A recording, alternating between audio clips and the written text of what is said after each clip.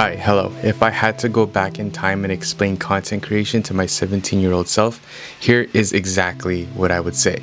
I'm sure my 17-year-old self values time as much as I do now, so let's go ahead and get started. It's not about having the best gear. You don't need a super fancy camera or the perfect setup. Yes, those are really nice things to have, but to get started, you need to be able to use your creativity. What use is there having a fancy camera if you don't even know how lighting works, if you don't know what composition is, how to use the camera, what settings to use in different scenarios? To be honest, all you really need is your phone and just hit record. That's what you need to do.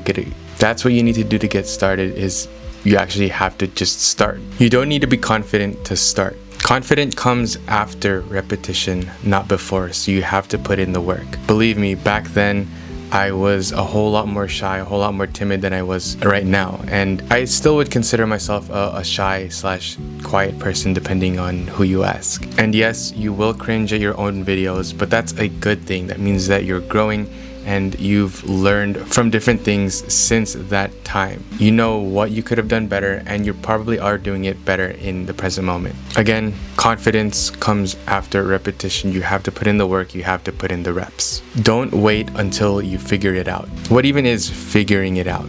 If you do that, you're gonna end up in analysis paralysis and you won't be able to take action at all. The only way to find your style and your voice is to make a bunch of stuff that doesn't feel perfect at all. In order to do that, you have to take inspiration from other creators, and that's okay too. Make sure that when you do that, you add your own twist, add your own personality into the mix, and just be authentic and real. Views don't define value.